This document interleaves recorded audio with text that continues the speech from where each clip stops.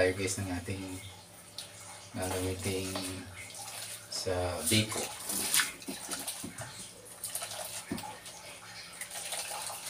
Ganito lang guys, gumawa ng kaka. Murasin nyo. Lagyan nyo ng tubig. Higain nyo na maigi guys. Lalabas na yung pinakagata niya. Yung purong gata. Ito yung guys, yung sangkap sa biko guys. Simpleng biko. Isang malagkit guys. Kunting luya. Yan na guys.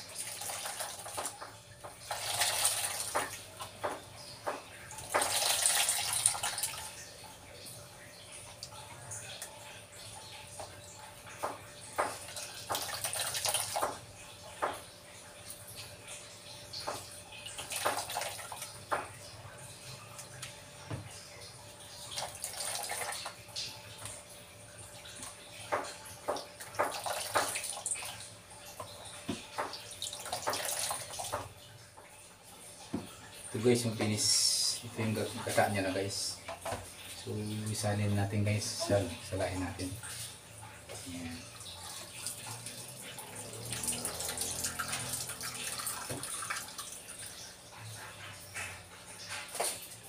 Okay. Guys, ito na yung ating malagkit. So dinuto mo natin malagkit guys. Okay. Yung ibang sangkap guys sa ating gawing sinukmani biko. Ito yung kakang gata. Ano lang guys, luya at sugar. Okay. So guys, magluto na tayo ng sinukmani biko sa Bisaya. Ito, ilagay na natin guys yung ating gata para pampalasa, pampabango. Ito yung luya guys. So itong simpleng biko. Masarap to guys. Ilagay natin yung ating luya.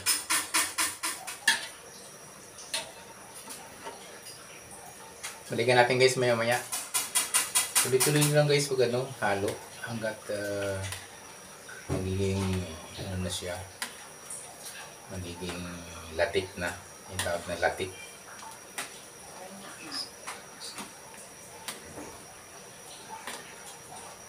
Habang kumukulo siya guys, so i-stir natin ng moderately guys. Balikan natin mamaya guys. Ayun guys, kumukulo na oh. So halo-halo lang guys, tuloy nyo lang paghalo. Para hindi siya mamumuo. So hanggang ano siya, maglalatik na guys.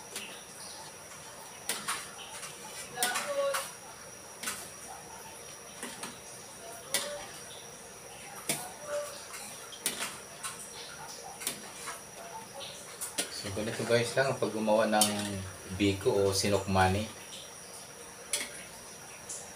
So tiyagain lang natin paghahalo para hindi siya mamuo. Yung ating ginagawang latik na tawag po namin sa Bisaya. So itong simpleng biko guys, ng lahok lang niya ay malagkit, luya, gata, sugar. Ganun lang guys simple. Balikan natin guys maya maya. So guys, ito pwede na natin lagay yung ating sugar. Lagay na natin guys sugar natin.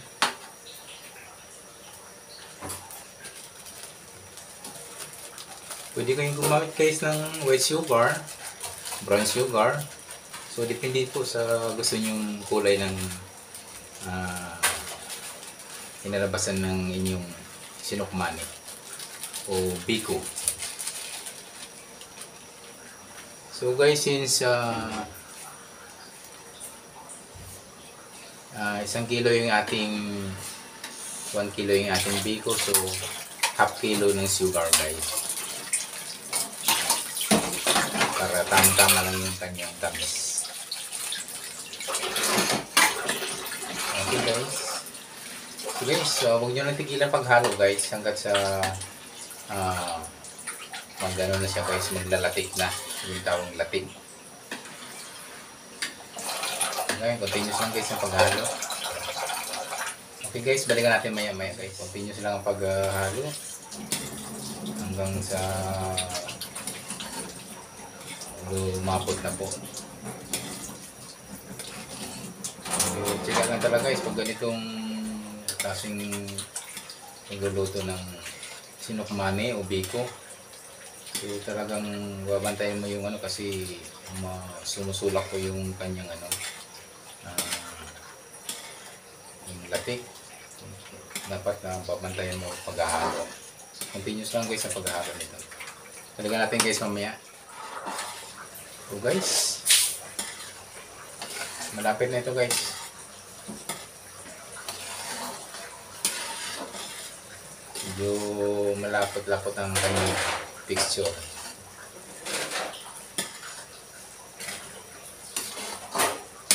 Continuous lang guys sa paghalo. Para ito sikreto guys sa sinukmani, biko, na hindi agad siya napapanis. Kailangan ni maganda yung pagkagawa ng kanyang latik. Aabot guys minsan ng 1 buwan yung ating sinukmani. Dahil maganda yung latik niya. Talagang malapot at lutong-luto yung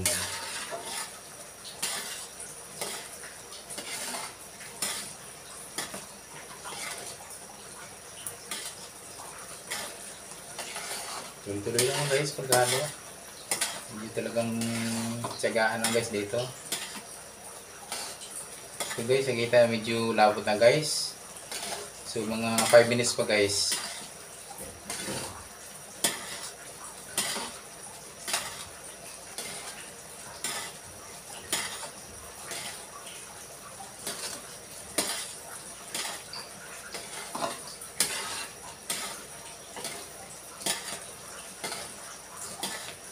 So guys, balikan natin maya-maya.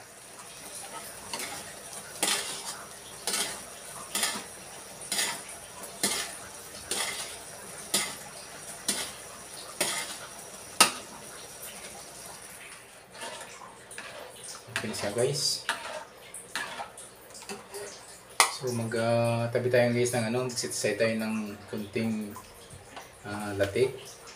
Kasi baka sumubra guys sa ano, sa 1 kilong ating malagkit. Ito guys yung ating sisiset aside. So guys, ito na to yung ating guys, ating malagkit. Ano lang guys, direkta na natin ilagay sa kawali. So, ito yung ating malagkit guys. Okay, diretso na natin guys sa kawali.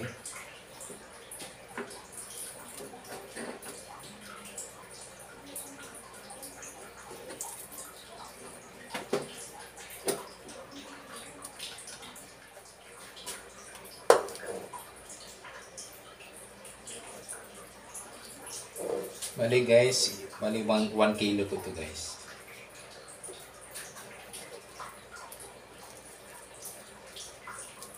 So guys, yung ating malagkit, siyempre guys, luto na siya.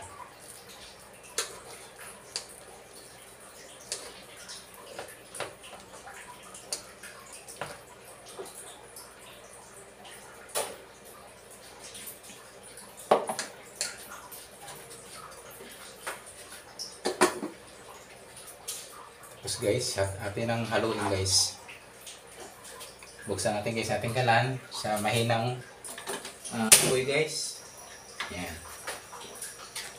Haluin na natin guys. Hanggang tumuyo siya guys. Mag-ano yan ito eh, magda-dry siya.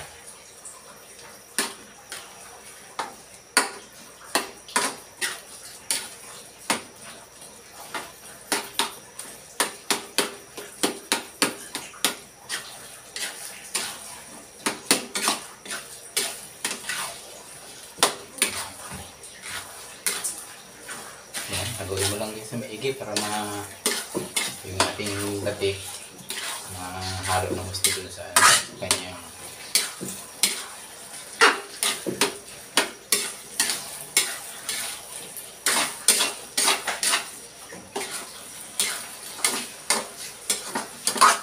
Guys, so sinokmani na guys, talagang pagmaporman sinokmani na guys. So tuloy lang guys maghalo. Mapansin nyo ngayon tumutuyo na siya guys.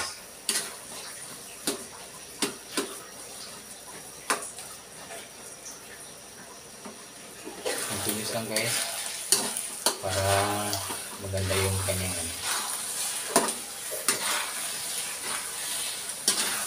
So, tama lang guys yung ating latik. So yung sinisasad natin guys, hindi natin lalagay. Kasi susubra naman ng kanyang tamis.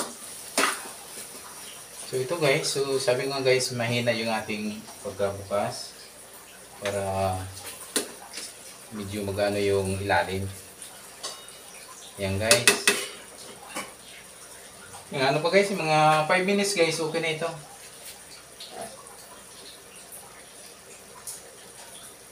Balikan natin guys maya-maya.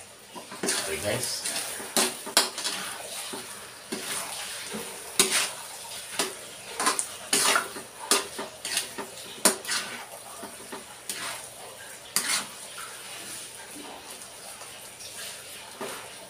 Ang 2 minutos pa guys. 2 minutes.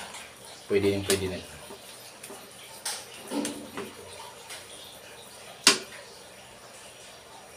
Balikan natin guys maya-maya guys. Guys, okay na siya. Tikpan natin guys.